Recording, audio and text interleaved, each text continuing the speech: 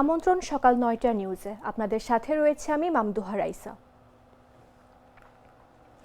ফেব্রুয়ারির প্রথমার্ধে জাতিকে ইতিহাসের সেরা নির্বাচন উপহার দেওয়ার প্রত্যয়ে এগিয়ে চলেছেন বলে মন্তব্য করেছেন প্রধান উপদেষ্টা অধ্যাপক মোহাম্মদ ইউনুস। রোববার সন্ধ্যায় রাষ্ট্রীয় অতিথি ভবন যমুনায় সিইসি সহ অন্য কমিশনারের সাক্ষাৎ করতে এলে প্রধান উপদেষ্টা একথা বলেন।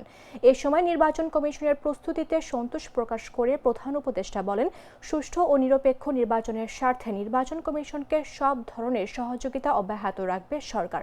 তিনি বলেন, জাতির জন্য প্রতীক্ষিত এই নির্বাচনে আপনারা চালকের আসনে আছেন। আমাদের কাঙ্ক্ষিত লক্ষ্যে পৌঁছাতেই হবে। জাতিকে একটি সুন্দর নির্বাচন দিতে অন্তর্বর্তী সরকার প্রতিশ্রুতিবদ্ধ। ফেব্রুয়ারির প্রথমার্ধে জাতিকে আমরা ইতিহাসের সেরা নির্বাচন উপহার দেওয়ার প্রত্যয়ে এগিয়ে চলছি। এর আগে প্রধান উপদেষ্টা অধ্যাপক মোহাম্মদ ইউনুসকে আগামী জাতীয় সংসদ নির্বাচন ও গণভোটের প্রস্তুতি সম্পর্কে অবহিত করেন প্রধান নির্বাচন কমিশনার এএমএম নাসির উদ্দিন।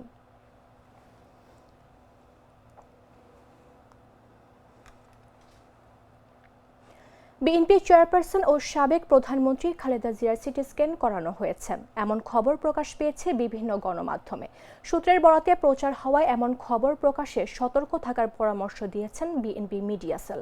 রোববার বিএনপি মিডিয়া সেলের সদস্য সাইরুল কবির খান এ তথ্য জানান। তিনি বলেন, চিকিৎসা সংশ্লিষ্ট যে কোনো সংবাদ প্রকাশে দায়িত্বশীল হওয়া জরুরি। বিএনপির স্থায়ী কমিটির সদস্য ও খালেদা জিয়ার চিকিৎসক বোর্ডের দায়িত্বপ্রাপ্ত অধ্যাপক ডক্টর এজেড.এম জাহিদ হোসেন একাধিকবার অনুরোধ জানিয়েছেন নিজেদের অনুমান বা অনির্ভরযোগ্য তথ্যের ভিত্তিতে খালেদা জিয়ার স্বাস্থ্যের বিষয়ে সংবাদ না করার জন্য।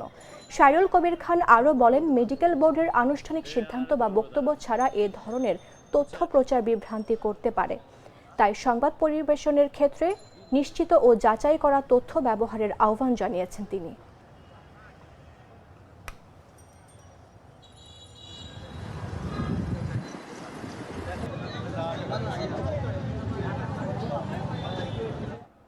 সরকারের সঙ্গে আলোচনার পর দেশের বাজারে ভোজ্য তেলের দাম বাড়ানোর সিদ্ধান্ত নিয়েছেন ব্যবসায়ীরা।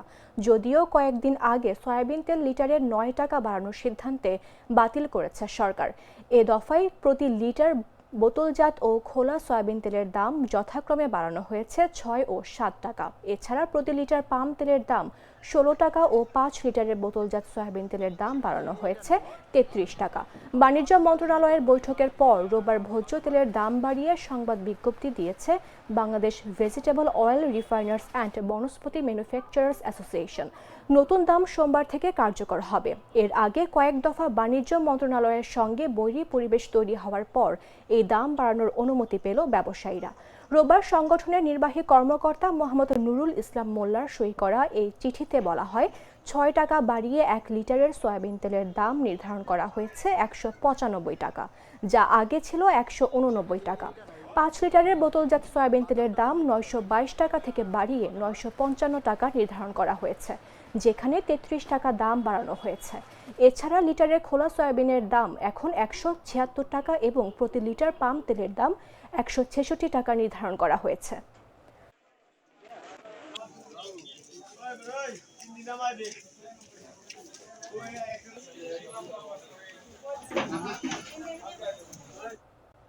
মোবাইল ফোন ব্যবসায়ীদের দাবি মেনে ন্যাশনাল ইকুইপমেন্ট আইডেন্টিটি রেজিস্টার ব্যবস্থা সংস্কারের আশ্বাস দিয়েছে বাংলাদেশ টেলিযোগাযোগ নিয়ন্ত্রণ কমিশন। রোববার রাত 8:45টার দিকে বিটিআরসির chairman major general Mohammad Emdadul Bari এই আশ্বাস দেন। এতে চলমান বিটিআরসি অবরোধ কর্মসূচি 9 ডিসেম্বর পর্যন্ত স্থগিত করেছেন দেশের মোবাইল ফোন ব্যবসায়ীরা। তবে এনইআইআর সংস্কারের চূড়ান্ত সিদ্ধান্ত না আসা পর্যন্ত দেশের সব মোবাইল ফোনের দোকান বন্ধ রাখবেন তারা। বিটিআরসি চেয়ারম্যান জানান, এনইআইআর সংক্রান্ত সব জটিলতা নিরসনে বিটিআরসিতে যৌথ বৈঠকের আয়োজন করা হবে। বৈঠকে ডাক ও টেলিযোগাযোগ মন্ত্রণালয়ের উপদেষ্টা, অর্থ মন্ত্রণালয়ের উপদেষ্টা, এনবিআর চেয়ারম্যান, বাণিজ্য সচিব, মোবাইল ফোন ম্যানুফ্যাকচারার অ্যাসোসিয়েশন এবং মোবাইল বিজনেস কমিউনিটির বাংলাদেশের প্রতিনিধিরা উপস্থিত থাকবেন।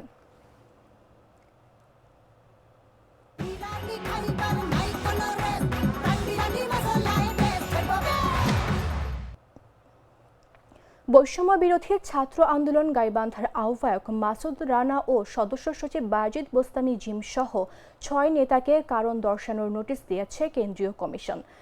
রোববার বৈষম্য বিরোধী ছাত্র আন্দোলন কেন্দ্রীয় দপ্তর সম্পাদক শাহাদাত হোসেন স্বাক্ষরিত তাদের পৃথক নোটিশপত্র দেওয়া হয়। নোটিশের পৃথকভাবে বলা হয়, 5 ডিসেম্বর আপনার বিরুদ্ধে গাইবান্ধা জেলার একটি রাজনৈতিক দলের কমিটিকে কেন্দ্র করে বিশৃঙ্খলা সৃষ্টির অভিযোগ নজরে এসেছে, যা অত্যন্ত গুরুতর এবং একই সঙ্গে জনপরিসরে সংগঠনের ভাবমূর্তিকে ক্ষুণ্ণ করেছে। ওই ঘটনার পরিপ্রেক্ষিতে আপনার ব্যাখ্যা এবং আপনার বিরুদ্ধে কেন স্থায়ী সাংগঠনিক ব্যবস্থা গ্রহণ করা হবে না তার লিখিত বিবরণ আগামী 24 ঘন্টার মধ্যে দপ্তরের মারফত সভাপতি রিফাত রশিদ বরাবর উপস্থাপন করার জন্য নির্দেশনা দেওয়া হলো। পাশাপাশি পরবর্তী নির্দেশনা না দেওয়া পর্যন্ত সব সাংগঠনিক কার্যক্রম থেকে বিরত থাকার নির্দেশনা দেওয়া হয়। এনসিপির নিযুক্ত নবনির্বাচিত সদস্য সচিব এবং যুগ্ম সদস্য সচিব তাদের সাথে আমরা কথা বলে জানতে পারি এবং তাদের যে পদত্যাগ পত্র সেটি আমরা পড়ে যেটি জানতে পারি যে তারাও জানে যে তাদের ওই দলে আওয়ামী ফ্যাসিবাদের দোসরদেরকে পুনরায় পুনর্বাসন করা হচ্ছে, এজন্য তারা পদত্যাগ করেছে। তো একটি সংগঠন থেকে যখন নিজের দলের কেউ এই কথা বলে, সেখানে বাইরের আমাদের বেশি মাথা ঘামিয়ে দেখার কিছু নেই। তো সকলের যারা এই ফ্যাসিবাদের দোসর খাদিম ইসলাম খুদিকে জায়গা দিয়েছেন, খাদিম ইসলাম খুদি সহ যারা এটির সাথে জড়িত আছেন, তাদেরকে স্পষ্টভাবে একটি কথা বলবো যে আপনারা হয়তো ভুলে গিয়েছেন জুলাই গণ অভ্যুত্থানে গাইবান্ধার সেই উত্তপ্ত পরিস্থিতির কথা। তো আজকে আপনারা আমাদেরকে যে ভয়ভীতি দেখানোর চেষ্টা করতেছেন, তো এটি করে লক্ষ্মীপুরে স্ত্রী স্বীকৃত দাবি নিয়ে 3 দিন ধরে সৌদি প্রবাসীর বাড়িতে অবস্থান করছেন এক সন্তানের জননী। দাবি আদায় না হলে আত্মহত্যার হুমকি দিয়েছেন তিনি। সদর উপজেলার মান্দারি ইউনিয়নের দক্ষিণ মান্দারি গ্রামে এ ঘটনা ঘটে। তবে হৃদয় সৌদি আরব রয়েছেন। ওই তরুণী ব্রাহ্মণবাড়িয়ার কসবা উপজেলার। অপরদিকে হৃদয় লক্ষ্মীপুর সদর উপজেলার দক্ষিণ মান্দারি গ্রামের মমিন উল্লাহর ছেলে। হৃদয় হোসেন মোবাইলে বলেন, ওই তরুণীর সঙ্গে সম্পর্ক ছিল, তবে বিয়ে হয়নি। আগে তার বিয়ে হয়েছে, সেখানে তার সন্তানও আছে। বিষয়টি জানতে পেরে আমি সম্পর্ক ছিন্ন করেছি। টাকা নেওয়ার ঘটনাটি সত্য নয়। স্থানীয় মসজিদ কমিটির সভাপতি হারুনুর রশিদ হান্নান জানান, এক তরুণী হৃদয়ের বাড়িতে স্ত্রীর স্বীকৃতির দাবিতে অবস্থান করছেন। হৃদয় পরিবারের চাপে বিষয়টি অস্বীকার করছেন বলে মনে হচ্ছে। এর সাথে আমার বিয়ে হয়েছে, আমার শ্বশুর শাশুড়ি সবাই ছিল। এখন তারা আমার থেকে 3 লাখ টাকা খাইছে। তারপরে তাদেরকে আমি ঈদের সময় কাপড় চোপড় সব কিছু কিনে দিছি।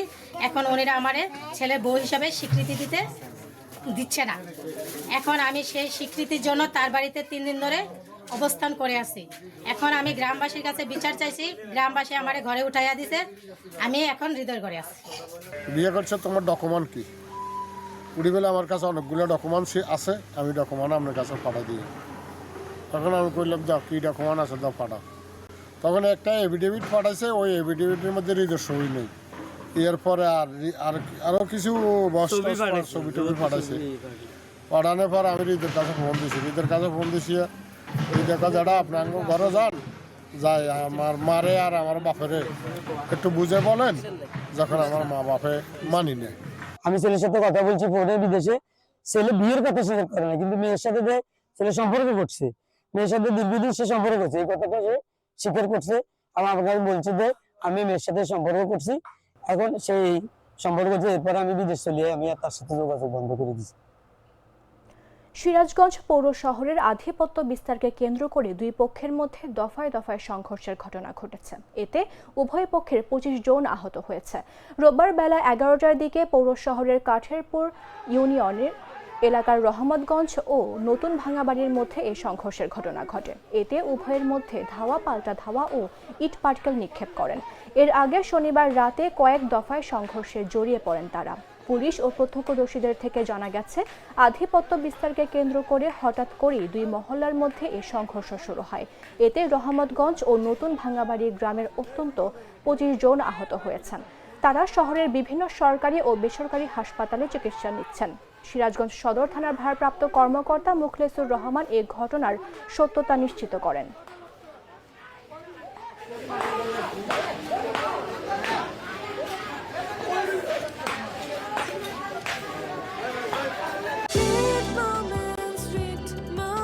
Treat chocolate, treat moment, sweet moment. জানাবো আন্তর্জাতিক সংবাদ।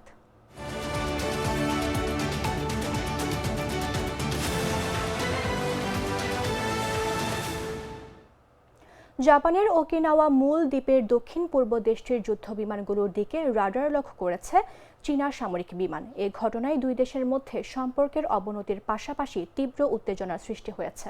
রোববার জাপানের প্রতিরক্ষা মন্ত্রণালয় এমন তথ্য জানিয়েছে।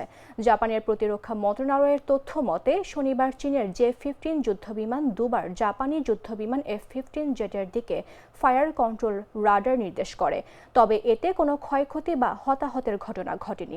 রাডার লক মূলত একটি প্রযুক্তিগত ব্যবস্থা। এর মাধ্যমে কোনো রাডার সিস্টেম নির্দিষ্ট একটি লক্ষ্যবস্তুকে নির্দিষ্ট করে সেটার গতি, দিক ও অবস্থান নিরবিচ্ছিন্নভাবে অনুসরণ করতে থাকে। এই সিস্টেমকে যে কোনো সম্ভাব্য হামলার পূর্ব সংকেত হিসেবে বিবেচনা করা হয়। অন্যদিকে চীনের পিপলস লিবারেশন আর্মি নৌবাহিনীর মুখপাত্র ওয়াং সুয়েমিং দাবি করেছেন লিয়াওনিং বহর মিনাকো প্রণালীর পূর্ব দিকে নিয়মিত প্রশিক্ষণ পরিচালনা করছিল। এ সময় জাপানের সামরিক বিমানগুলো PLA প্রশিক্ষণ এলাকার খুব কাছে এসে চীনা ফাইটার জেটগুলোকে হয়রানি করেছে এবং চীনের স্বাভাবিক মহড়ায় গুরুতর বিঘ্ন ঘটিয়েছে।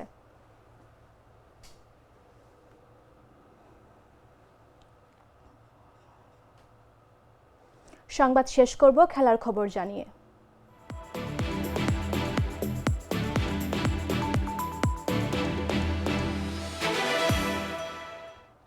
চট্টগ্রামের বীরশ্রেষ্ঠ flight lieutenant Motiur Rahman cricket স্টেডিয়ামে শ্রীলঙ্কার অনূর্ধ্ব 17 দলকে 78 রানে হারিয়েছে বাংলাদেশ অনূর্ধ্ব 17 দল। আগে ব্যাট করে 271 রানের পুঁজি সংগ্রহ করে স্বাগতিকরা। জবাবে জেসন ফার্নান্দোর 78 রানের ইনিংসের পরও 7 উইকেটে 193 রানে থেমে যায় লঙ্কারদের ইনিংস।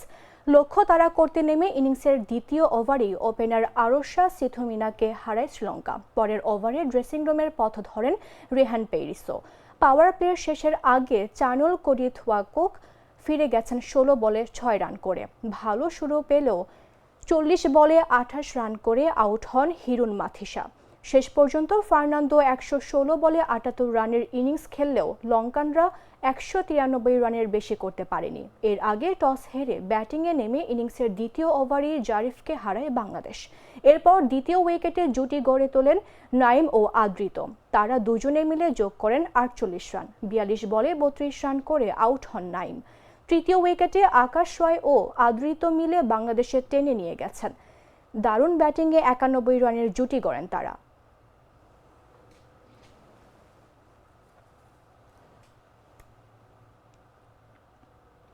দর্শক, এই ছিল এখনকার মতো। প্রতি মুহূর্তে সর্বশেষ খবর পেতে ভিজিট করুন jagonews24.com। ফলো করুন আমাদের ভেরিফাইড ফেসবুক পেজ এবং সাবস্ক্রাইব করুন জাগো নিউজের ইউটিউব চ্যানেল। ধন্যবাদ সবাইকে।